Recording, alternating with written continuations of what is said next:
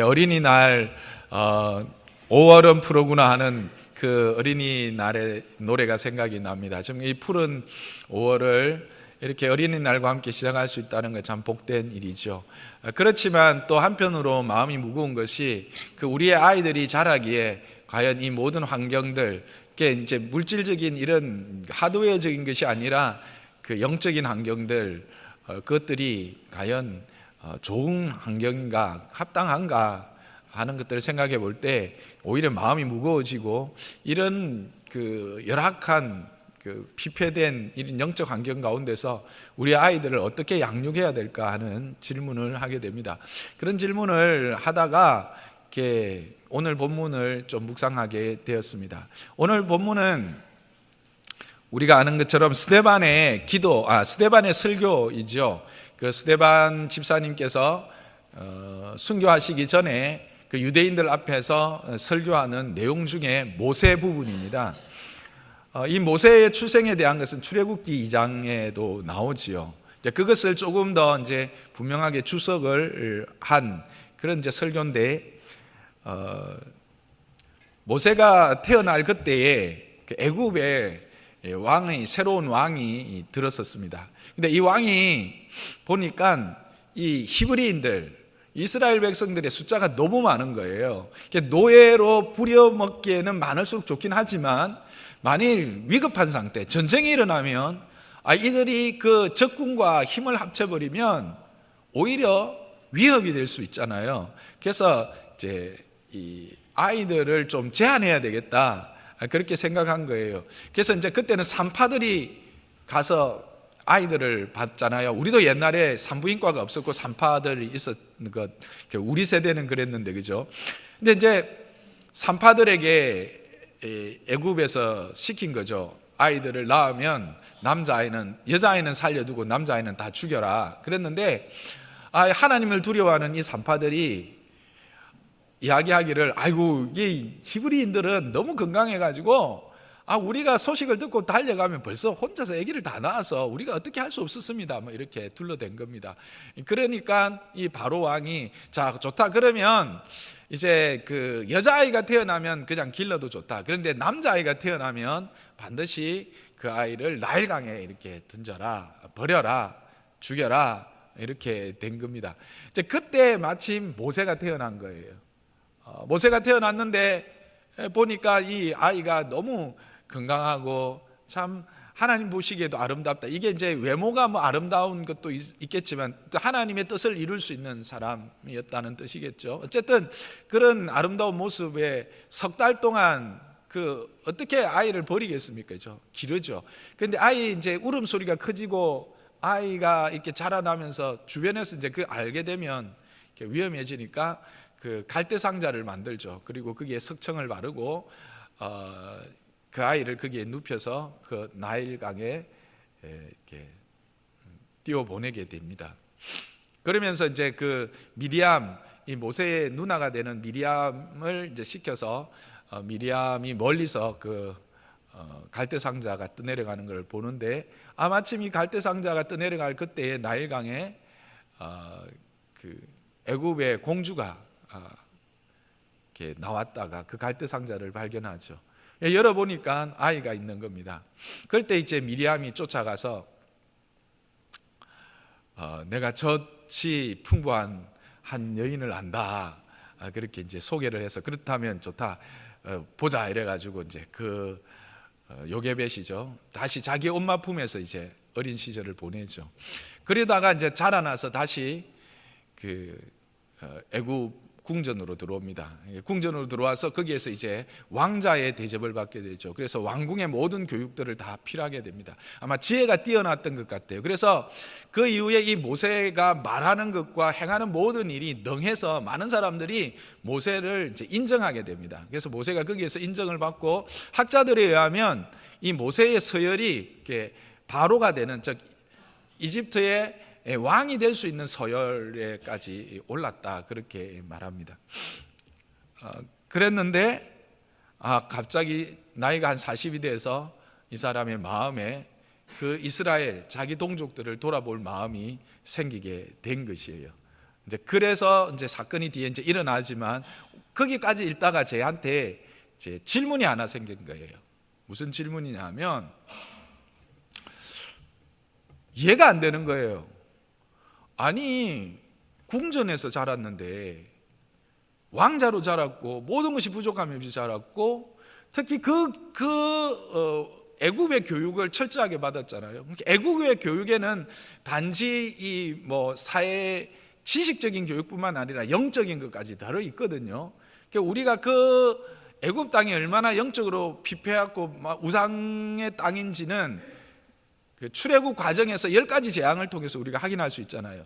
그 10가지 재앙이라는 것이 애굽에 있는 신들을 하나님이 심판하시고 애굽에 있는 신이 참신이 아니라 여호와 하나님이 참신이심을 보여주는 사건이 10가지 재앙 아닙니까? 그렇죠?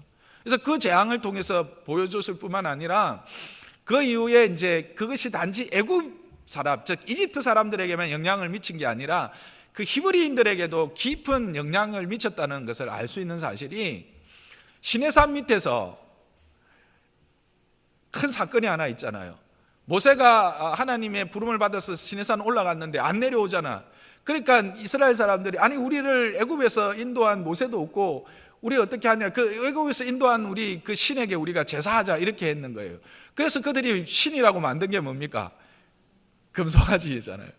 그러니까 그들의 사고 가운데 히브리인이라고 했지만 그들 사고 가운데도 그렇게 금송아지를 만들어서 신으로 섬길 만큼 우상에 대한 사상들이 팽배해 있는 그런 환경에서 교육을 받고 자란 모세가 그것도 40년이 지난 이후에 어떻게 자기의 정체성을 잃어버리지 않고 이스라엘 민족을 긍휼히 여기면서 돌아볼 수 있는 생각을 하게 되었을까 하는 거예요.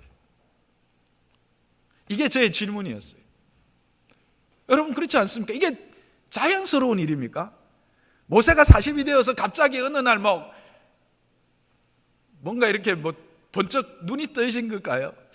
뭘까? 어디서부터 무엇이 모세로 하여금 그때 그렇게 삶으로 자기의 생각을, 자기의 마음의 결단을 행동으로 옮길 수 있게 했을까? 그 모티브, 그 시작은 어디일까 하는 생각을 하게 된 거예요. 그래서 다시 이제 출애굽기를 좀 보면 그 이제 단초 작은 실마리라고 할 수 있는데 이게 제 생각에는 맞는 것 같아요. 제가 상상해 보기는 결국은 요게벳의 그 어린 시절, 요게벳이 어린 시절에 모세에게 가르친 그 하나님에 대한 말씀이 기초가 되지 않았겠느냐는 거죠. 그의 젖먹이면서 그리고 그가 이제 아이가 자라매 그 이제 공주에게 줬다 그러거든요. 그러면 이제 젖을 뗐다고 생각하면 요즘에는 6개월 만에 젖을 떼고 이렇게 이유식 하는 데도 있다 하는데 우리 때는 저는 3살까지 젖을 빨았던 기억이 있고 4살 때까지 엄마 젖을 만지면서 잤던 기억이 있어요. 이상하게 생각하지 다 아시죠? 그죠? 그러니까 한 3살, 4살 짧게는. 그런데 보통 이제 유모에게 이렇게 맡겨서 자라게 하면 보통 이제 한 7, 8살까지도 이제 맡겼을 수도 있겠다 하는 생각도 듭니다. 어쨌든 길게는 7, 8년, 아주 길게 잡아도 10년, 짧게는 한 3, 4년 요게벳의 품에 있었던 거죠. 이제 거기서 이제 또 이제 한 가지 의문 중에 하나는 뭐냐면, 그러면 아론은 그 밑에서 이제 그 금송아지를 만드는데 앞장섰던 사람이 아론이거든요. 그럼 아론은 금송아지를 만들었는데 모세는 어떻게 그렇게 됐을까? 이렇게 생각도 되기는 되는데, 그게 이제 요게벳의 그 마음 상태, 아론을 낳았을 때는 그런 어떤 영적인 그 억압이나 이런 위기 의식이 없었지 않겠나. 그랬는데 막 이제 모세 때부터 그게 시작됐으니까 모세를 낳고 보니까 이 아이에게 내가 줄 수 있는 가장 좋은 것이 뭘까 고민하고 생각하지 않았겠나 하는 것이죠.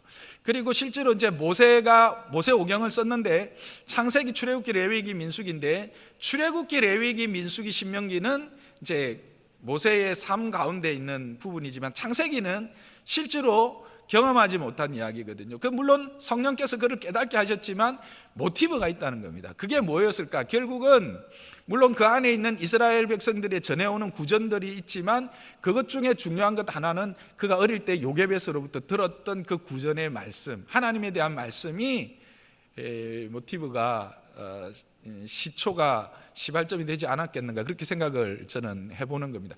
그렇게 본다면 결국 이 모세의 젖먹이 교육, 모세가 젖먹을 때 들었던 그 하나님에 대한 이야기, 그리고 자기가 이스라엘 히브리인이라고 하는 정체성, 하나님께서 아브라함과 이삭과 야곱을 통해서 하셨던 일들에 대한 생각들이, 그리고 하나님이 거기 창세기에 보면 430년 후에 이 백성을 내가 다시 가나안으로 돌아오게 하겠다라고 하는 말씀까지를 기억했는지는 모르지만 어쨌든 그 모든 것들이 그때 주어지지 않는, 아니면 그때 아니면 실제로 모세와 접촉할 수 있는 기회가 그렇게 있었다고 상상하기 힘들기 때문에 그렇습니다. 어쨌든 저는 그렇게 생각한 겁니다. 결국 모세의 이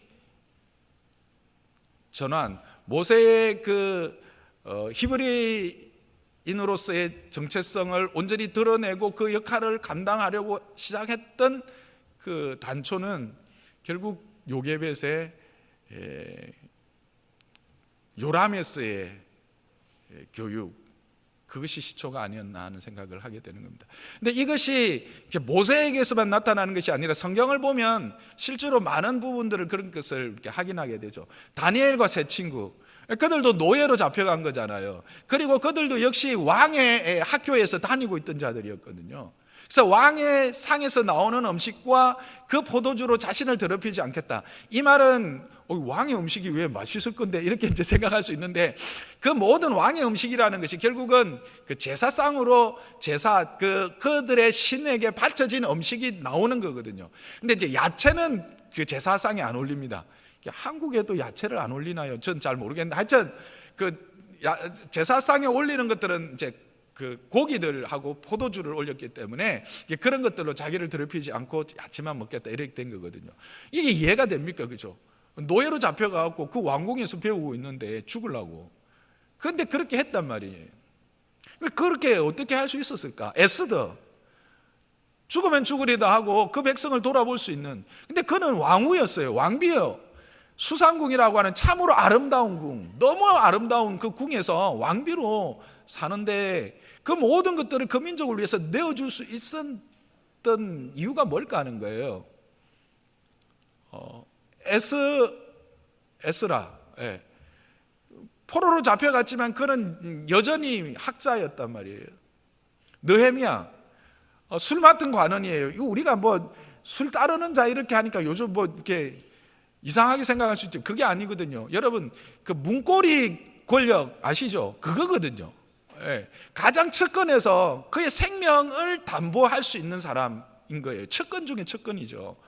그게 바로 느헤미야인데, 느헤미야가 어느 날 근심된 얼굴로 왕 앞에 가잖아요. 여러분, 왕 앞에 근심된 얼굴로 간다는 거는 뭘까요? 당신이 뭔가 잘못해서 내가 너무 근심이 쌓입니다, 이런 뜻이거든요. 그러면 네 죽을래 이렇게 된 겁니다. 내가 뭐 잘못했는데 네가 오늘 내 앞에서 인상 찌푸리고 있어. 제가 너무 심하게 말했나요? 이겁니다. 그래서 바로 그냥 즉결 처분할 수 있는 거거든요. 그런데도 그의 마음에 그 슬픔, 그 예루살렘 성벽이 무너졌고 그 이스라엘의 항폐된, 예루살렘이 항폐된 것을 생각하면서 마음에 근심을 안고 그대로 왕에게 그걸 말하고, 그래서 총독으로 가게 되는 이런 여러 가지 경우들을 볼 때 과연 무엇이 히브리인들로 하여금, 특히 모세 역시도 이렇게 열악한 환경 가운데서도 그들의 정체성을 잃어버리지 않고 그 정체성을 유지하며 때가 되었을 때 그것을 드러내면서, 그러니까 그걸 그냥 혼자 간직하고 살아갈 수도 있겠지만 구체적으로 드러내면서 하나님의 일들을 이루어가는 사람으로 설 수 있었을까? 앞에서 말씀드린 것처럼 그 단초를 찾아가 보면 결국 요람에서의 교육, 요람에서의 말씀의 교육, 영적 훈련, 영적 교육들이 아니었나 하는 겁니다. 근데 이런 것들이 단지 그냥 과거의 이야기들 뿐만 아니라 최근에, 물론 이게 이제 70년 이상 지났기 때문에 최근이라고 할 수는 없겠지만, 그때 이제 1945년 2차 세계대전이 끝나고 나서 아시는 것처럼 유대인들이 많이 이제 독일에 의해 가지고 이렇게 잡혀서 이렇게 처형되고 하는 그 박해를 받았죠.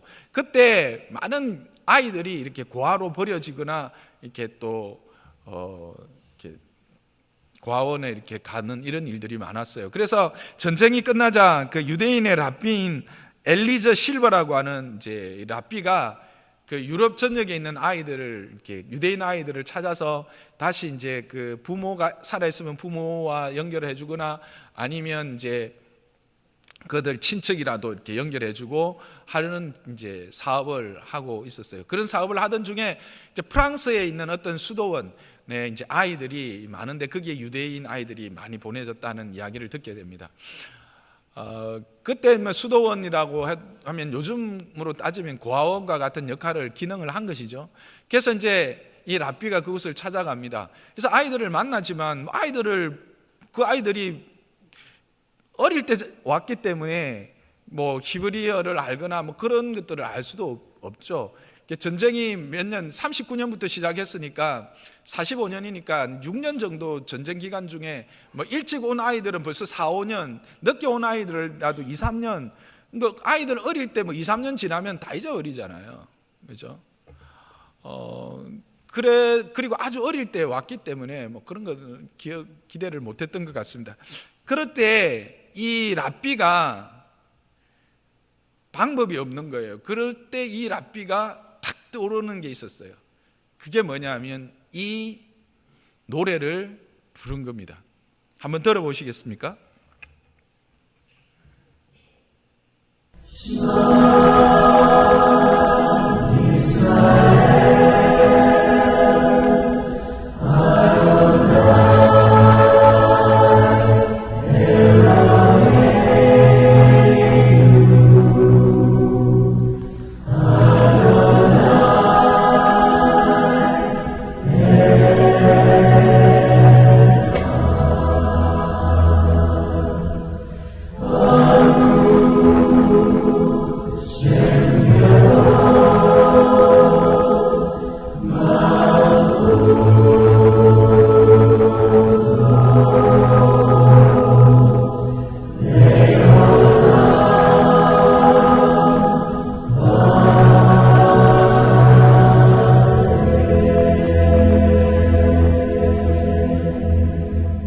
아이들이 모여 있는데 그 랍비가 이 노래를 부른 거예요. 이 노래는 신명기 6장 4절 쉐마 이스라엘, 들으라 이스라엘에 하는 6장 4절 말씀과 그 뒤에 이제 후렴 구절은 이제 그들이 갖다 붙인 게 이야기이죠. 어쨌든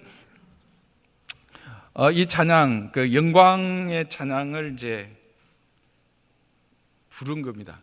그랬더니 그 중에 어떤 아이들이 이렇게 집중하기 시작하는 겁니다. 눈을 맞추고 어떤 아이들은 입을 움직이기도 하고. 그들이 누구였겠습니까? 바로 히브리인이었습니다. 유대인이었죠. 들은 찬송은 뭐라고요? 쉐마 이스라엘이라고 해서 이 쉐마 기도 찬양인데 이 찬양을 아이들이 일어날 때, 아이들이 잘 때 늘 그들의 귓가에서 들려주던 기도 찬양인 것이죠. 그들 스스로, 아이들 스스로가 그것이 잠재되어 있었던 겁니다.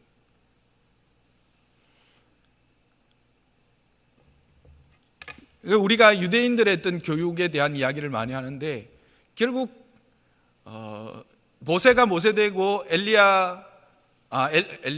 다니엘과 그 세 친구 그리고 에스라, 느헤미야와 같이 그 포로의 환경, 열악한 환경 가운데서도 결국 믿음을 잃지 않고 자기의 영적 정체성을 지켜나가며 하나님이 부르실 그때에 그 부름 앞에서 기꺼이 순종할 수 있었고, 그래서 하나님의 그 크신 영광을 누릴 수 있게 했던 그 첫 시작점은, 그리고 그것이 끝까지 그렇게 발현되어질 수 있도록 하게 한 힘은 요라메스의 어머님의 귀한, 근데 이건 어머님뿐이 아니에요. 유대인들은 아버지도, 아버지가 오히려 그 유대인들은 읽습니다. 이 찬양을 합니다. 그렇게 해 주었던 그것이다라고 하는 것을 저는 이 그 예화를 통해서 듣고, 이건 이제 사실이니까요. 1945년도에 있었던 이것은 이제 실화거든요. 듣고 제가 확신하게 된 것입니다.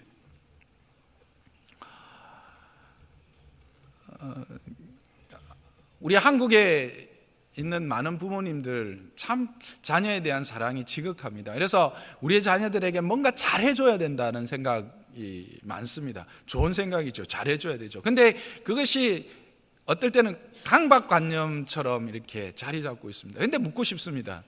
과연 우리의 자녀들에게 잘해준다라는 것이 뭘까요? 뭘 해줘야 잘해줄까요? 어떻게 해주는 것이 잘해주는 것일까요?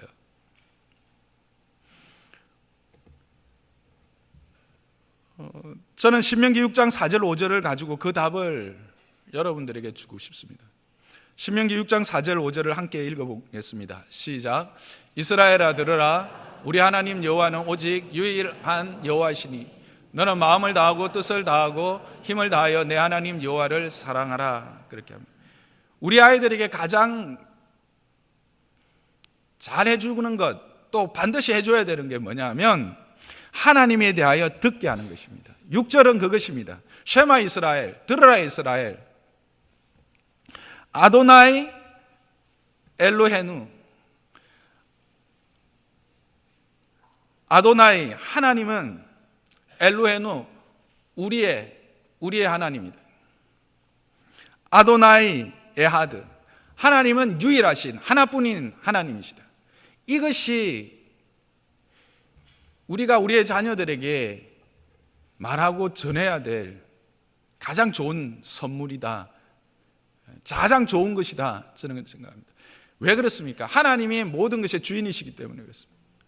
그래서 하나님에 대하여 분명히 가르치는 것입니다. 하나님이 어떤 분이신지, 그리고 그 하나님이 나와는 어떤 관계에 있는지.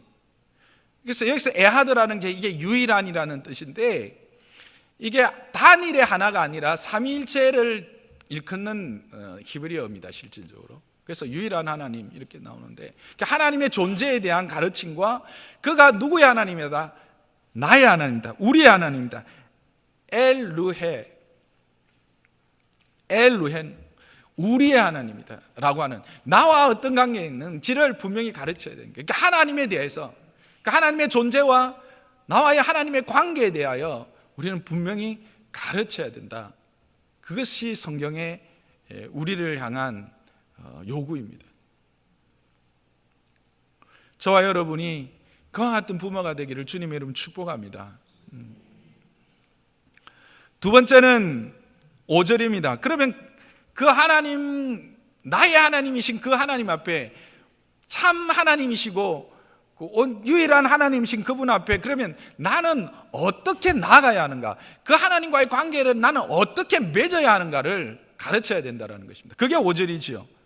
너는 마음을 다하고 뜻을 다하고 힘을 다하여 내 하나님 여호와를 사랑하라는 겁니다.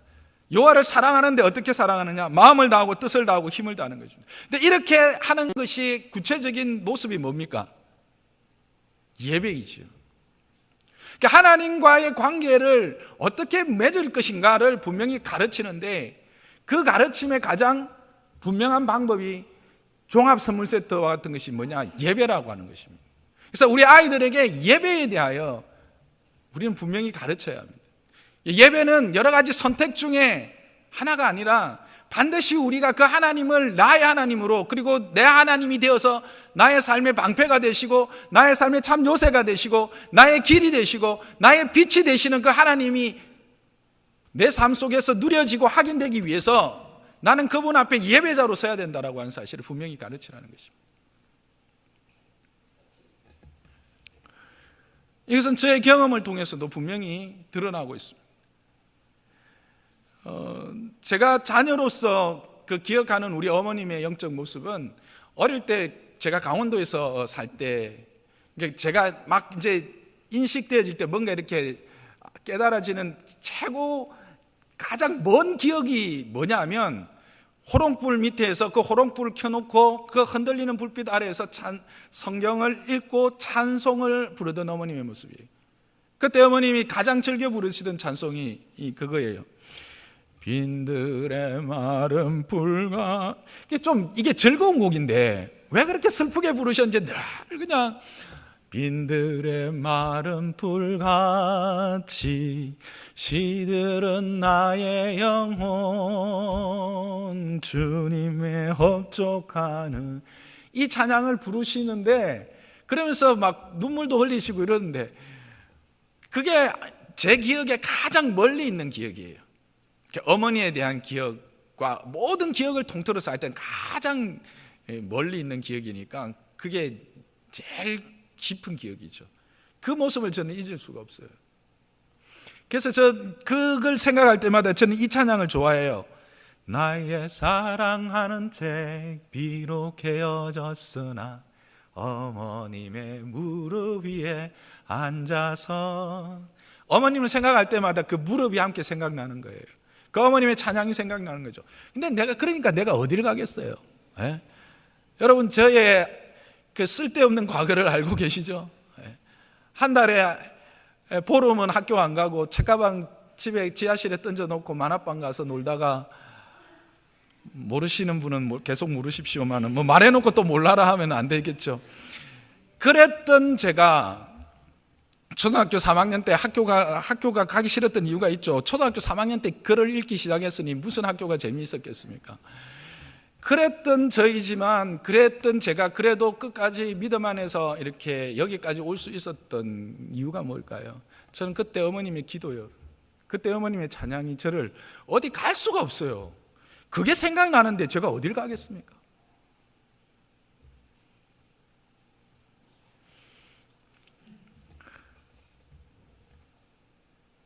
하나님의 그 은혜에, 그 절망의 자리에서도 그 하나님의 은혜를 생각할 수 있는 영적 좋은 기억들을 자녀들에게 많이 남겨주시기 바랍니다. 그게 가장 큰 힘입니다. 부모로서의 경험을, 저도 자녀를 길렀습니다. 참 감사하게도 아이들이 그렇게 뛰어나거나 세상에서 뛰어난 아이들은 아니지만 자기 자리를 잘 지키며 믿음 안에서 잘 생활하고 있는 것 참 감사하게 생각합니다. 그래서 아이들에게 어제 물어봤어요. 내가 너희들에게 그 가르쳐 줬던 그 것들 중에 너희의 영적인 그 신앙함, 너희의 삶에 있어서 가장 크게 영향력을 미쳤던 가르침이 뭐냐? 두 아이에게서 공통적으로 나오는 말이 주일 성수였다는 겁니다. 예배하는 자리가 얼마나 귀중한 자리인지, 주일을 지킨다라는 것은 선택이 아니라 이것은 우리의 삶에 반드시 있어야 될 필수적인 것이라고 하는 사실을 아빠에게서부터 배웠고, 그 아빠의 모습이 그것들을 살아가는 것들을 통해서 확인했다라고 하는 겁니다. 진홍이는 어제 이제 친구 중에 한 명이 결혼을 해서 이제 올해 27인데 남자인데 이제 갔다고 합니다. 근데 벌써 그 친구들 중에서 예수 믿다가 같이 이제 이번에 선교사님하고 결혼하는 친구였기 때문에 믿음의 친구들이 다 왔대요. 근데 벌써 교회를 떠난 친구들이 한 반은 되더라는 거예요. 많이 되더라는 거예요. 그래서 가만히 살펴봤더니 그게 어디에서 출발점인가? 바로 주일에 대해서 너무 쉽게 생각했다는 거예요. 그러면서 이런 말을 하더라고요. 주일 성수에 대해서 배우면서 타협하지 말아야 될 것과 타협해야 될 것이 있다는 것을 배웠다는 겁니다. 인생에 있어서 반드시 꼭 지키고 타협하지 말고 끝까지 내가 견제하고 나가야 될 것이 있고, 어떤 것은 타협해도 되는 것이 있는데 그것이 어떤 것인지 그 기준을 주일을 성수하는 것을 통해서 내가 배웠다, 그렇게 말하고, 그러면서 주일을 하루 어기는 것은 타협하기 너무나 쉬운 것 중에 하나였다는 겁니다. 52주 되는, 일주일이면 52주, 10년이면 520번 되는 그런 주일 중에 하루를, 또는 그런 주일 중에 며칠을 그냥 예배하지 않는 것은 많은 타협할 수 있는, 내가 내 삶에서 내게 도전하고 내가 선택해야 될 많은 그 선택의 자리에서 너무나도 쉽게 타협할 수 있는 것 중에 하나가 주일 성수였다는 겁니다. 그런데 아버지로부터 주일 성수는 타협할 수 있는 것이 아니라 너의 삶에 있어서 가장 소중한 것이고 가치 있는 것이다라는 것을 배웠기 때문에 그것에 대해서 타협하지 않으면서 그나마 이 자리에 있게 되었다라고 두 아이가 고백을 하더라고요.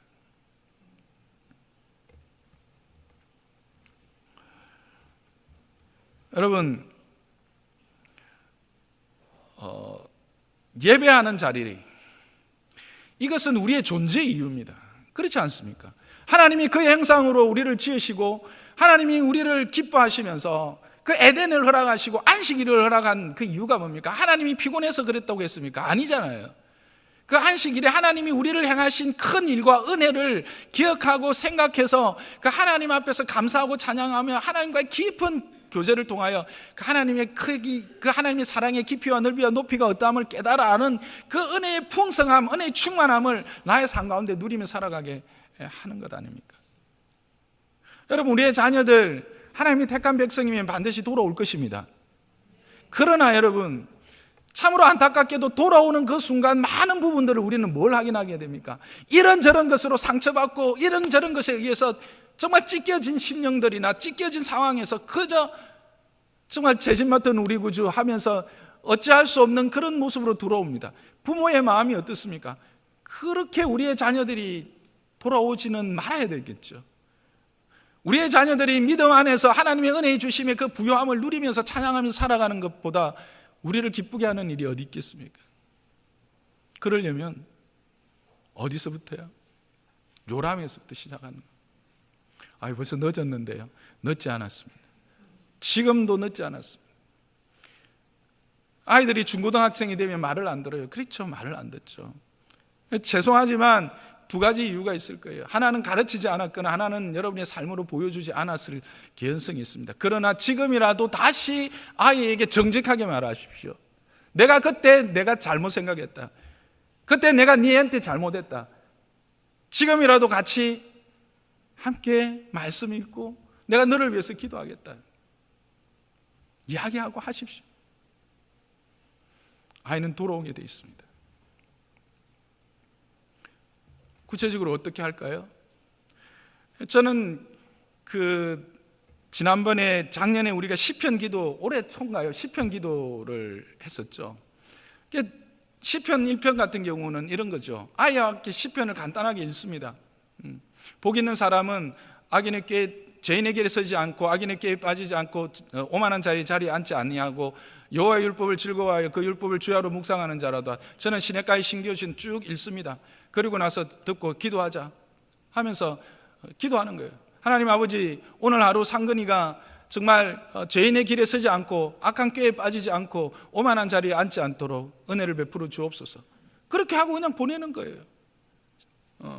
그러면 그 아이가 그 하루 동안 혹 친구가 혹 누군가가 악한 것에 대하여 죄인의 길에 서게 대하여 내가 혹 스스로 오만한 자리에 앉을 기회가 있을 때 그것이 생각나는 거죠.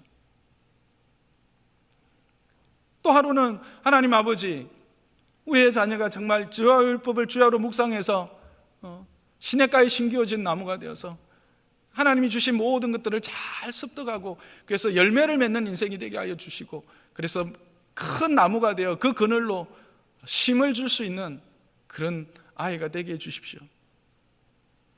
그 아이의 하루가 어떻겠습니까? 누군가 내게 기대어 올 때 귀찮아하지 않고 그 아이를 품어줄 수 있는 아이가 되지 않겠습니까? 제가 좋아하는 시편 37편, 요즘처럼 왕따가 횡행하는 이런 시대에 참 좋은 말씀인 것 같아요. 악을 행하는 자들 때문에 불평하지 말며 불의를 행하는 자들을 시기하지 말지어다. 그들은 풀과 같이 속히 배임을 당할 것이며 푸른 채소같이 세잔할 것이미로다. 이걸 함께 읽고 기도하는 거죠. 하나님 아버지, 오늘 상근이에게 악을 행하는 아이들이 있다면 그것 때문에 불평하거나 그것 때문에 괜히 시기하지 않게 해 주십시오. 그들이 악을 행하면서도 선생님에게 인정받고 친구들에게 인정받는다 할지라도 시기하지 않게 해 주십시오. 그들이 결국은 마른 풀같이 시드는 것을 알게 해 주십시오. 그리고 견뎌낼 수 있도록 힘 주시고 은혜 주십시오. 예수님 이름으로 기도합니다. 아멘. 하고는 손 한번 잡고 화이팅! 하고 아이를 보낸다. 여러분, 그 아이의 삶이 어떻겠습니까? 그 아이의 하루가 어떻겠느냐는 거죠. 멀리 있는 것이 아닙니다. 어려운 것이 아닙니다. 우리가 하나님 앞에서 순종하지 못하기 때문이었습니다. 솔직히 말하면 이거는 저도 못했습니다. 그땐 저도 이거 몰랐거든.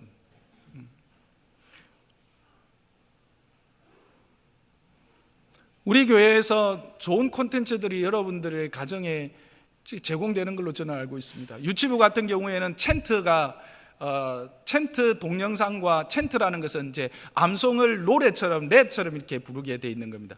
챈트 동영상과 그날에 배운 찬양과 율동들이 매주 동영상에 올라갑니다.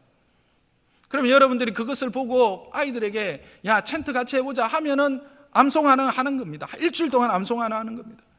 그리고 그 율동 보면서 칭찬해주고 하면 그 아이는 입술에 그 찬양이 일주일 동안 있는 거예요. 초등부에는 지금 가정통식문을 통해서 교회에서 배웠던 말씀과 그 읽어야 성경 구절 이런 것들을 제공해 주고 있는 걸로 알고 있습니다. 중고등부도 같은 본문이잖아요. 같은 예배를 드리잖아요. 아이들과 함께 이제는 중고등부 애들은 뭐 특별히 그럴 거 있어요. 예배 중에서 들었던 말씀 은혜 나누고 그것들을 가지고 아이들을 축복해 주고 그렇게 일주일을 시작하고, 그렇다면 그 아이들의 삶이 이 험악한 세상 가운데서 무엇으로 이 세상의 그 풍파들을 다 이기고 승리할 수 있겠습니까? 말씀밖에 없습니다. 믿음밖에 없습니다.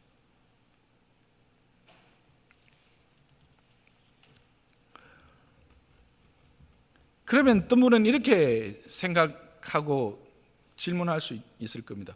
왜 그래야 됩니까? 그건 너무 그거는 기독교적인 시각이지만 그 아이가 가지고 있는 특성이나 그 아이에게 있는 어떤 것을 그냥 일방적으로 이렇게 매도하는 거 아닙니까? 뭐 이렇게 세상의 눈으로도 저한테 물어보고 싶은 분은 여기는 없겠지만 그럴 수도 있을 거예요. 왜 그럴까요? 그에 대한 대답이 시편 127편 3절에 분명히 나와 있습니다. 함께 읽어보겠습니다. 시작. 보라, 자식들은 여호와의 기업이요 태의 열매는 그의 상급이로다. 뭘 말하고 있습니까? 우리의 것이 내 것이 아니라는 겁니다. 내 자녀라고 생각하지만 이 자녀는 하나님의 기업이라는 것입니다. 하나님 것이라는 겁니다. 그 소유가 하나님의 것이라는 겁니다. 아멘이십니까? 우리의 것이 아닙니다. 우리는 우리의 것이라고 생각하지만 우리의 것이 아닙니다. 하나님의 것입니다. 우리는 잠시 맡아서 하나님의 뜻대로 그 아이를 양육할 책임을, 그 거룩한 부담, 그 하나님의 형상을 하나님의 뜻대로 양육할 거룩한 부담을 아는 책임을 맡은 자일 뿐이지 내 소유가 아니다라고 하는 사실입니다. 그래서 우상이 되거나 아바타로 만들어서는 아니 되는 겁니다. 내가 하고자 하는 일을 대신해 주는 그런 조정하는 대상이 아니라는 겁니다. 자녀는 하나님의 것이기 때문에 그렇습니다. 그래서 하나님의 뜻대로 우리는 양육할 책임이 있습니다. 그것이 하나님 앞에 섰을 때 우리가 여러 가지 하나님 앞에서 결산할 것 중에 가장 큰 결산 중에 하나는 바로 우리의 자녀들에 대한 결산입니다.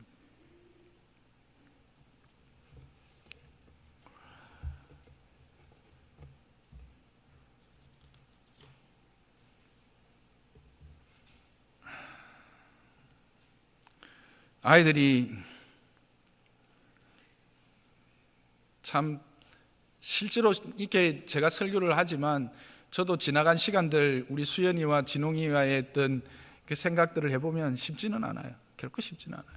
그러나 중요한 것은 끝까지 하나님의 은혜의 그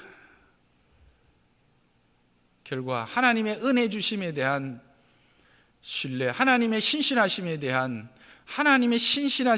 믿음을 가지고 엎드리는 자에게 하나님이 외면치 않으신다라고 하는 사실입니다. 부모의 기도는 하나도 땅에 떨어지는 것이 없습니다. 하나님이 반드시 이루십니다.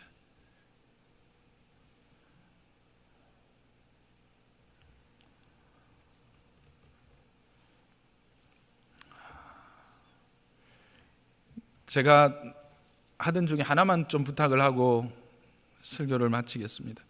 아이들에게 이야기할 때 가정에서 아이들이 믿음을 떠나는 이유 중에 하나, 있습니다. 그것은 부모의 입에서 나오는 교회에 대한 부정적인 이야기입니다.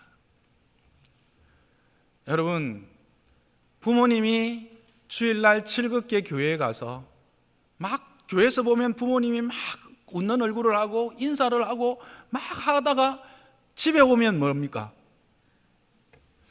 그 집사 있잖아, 내가 참 막 앞에 대고 내가 말은 못했지만, 이래 되면 아이는 혼란스러운 겁니다. 우리 교회 있지, 내가 교회를 막 다니고 있기는 한데 이래 되면 아이는 혼란스러운 겁니다. 아이는 순수합니다. 그렇게 되면 아이에게서 뭐가 싹 틀까요? 가면을 써야 되는구나. 세상을 살기 위해서는 가면이 필요하구나.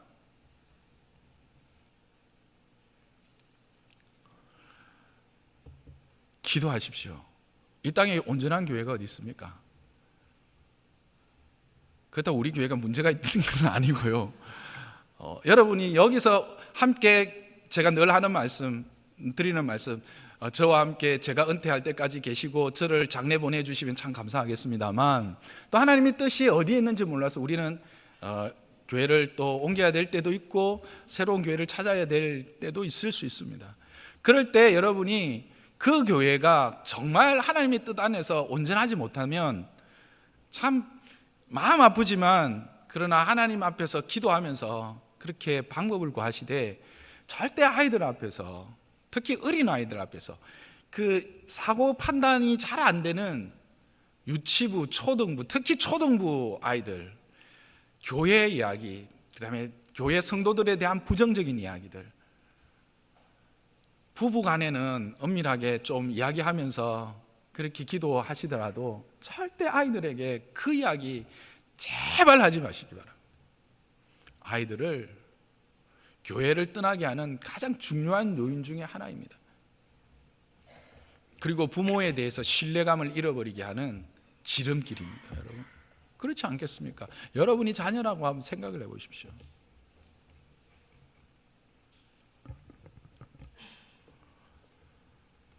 목사도 마음에 안 드시면 저한테 찾아오십시오. 아이들한테 목사 욕하지 마시고. 제가 너무 솔직하죠. 제가 너무 솔직해서 어떤 분은 좀 껄끄럽다 하시는 분도 없잖아 있더라고요. 근데 저와 여러분 사이 우리는 권속 아닙니까? 권속은 그래야 된다고 생각합니다. 때로는 얼굴을 붉힐 수 있어야 됩니다. 그래야 진짜 권속이 가족입니다. 가족이 아니고 권속이 아닌 사람은 뒤에서 이야기를 하죠. 그러나 가족은 뒤에서 이야기할 수 없습니다. 앞에서 얼굴을 맞대고 이야기를 합니다. 그래서 서로를 바라보게 하고 고쳐 나가는 거죠. 마지막 이야기가 좀 그래서 하긴 하지만, 좀 우리가 그냥 빙빙 도는 좋은 이야기뿐만 아니라 실제적인 이야기도 좀 필요한 것 같습니다. 말씀을 정리하겠습니다. 참 이 어려운 세대입니다. 참 악의 물결이 어느 세대에 할 것 없이 그 악의 물결이 믿음의 사람들을 넘어뜨리려고 하고 이렇게 몰아치는 그 시대이지만 요즘은 더 그런 악의 물결이 크고 범람해서 우리의 자녀들을 어디에 내어놓아야 할지, 어떻게 내어놓아야 할지 참으로 근심됩니다. 그러나 하나님이 우리의 힘이십니다. 하나님이 우리의 힘이십니다. 능력이십니다. 하나님의 사람, 그 사람은 어떠한 환경 가운데서도 굳게 서고 때가 되면 그 하나님의 뜻 앞에 기쁨에 순종해서 하나님의 일들을 이루어 가십니다. 그것이 모세요, 그것이 다니엘이요, 세 친구였으며 에스라, 에스더, 느헤미야와 그 외에 수없이 많은 믿음의 우리의 선조들이었습니다. 그렇다면 우리도 그 선조가 그런 부모가 될 수 있는 것입니다. 아멘이십니까? 우리의 자녀들에게 하나님에 대해서 분명히 가르치십시오. 그리고 그 하나님과 나는 어떻게 관계를 맺어야 될 것인지 분명히 가르치십시오. 왜? 우리의 자녀들은 하나님의 것이기 때문에 됐습니다. 이 말씀을 생각하며 저와 여러분의 가정이 하나님의 은혜 안에서 참으로 풍성하고 복된 하나님의 영광을 드러내는 가정 되고 우리의 자녀들 되기를 주님의 이름으로 축복합니다.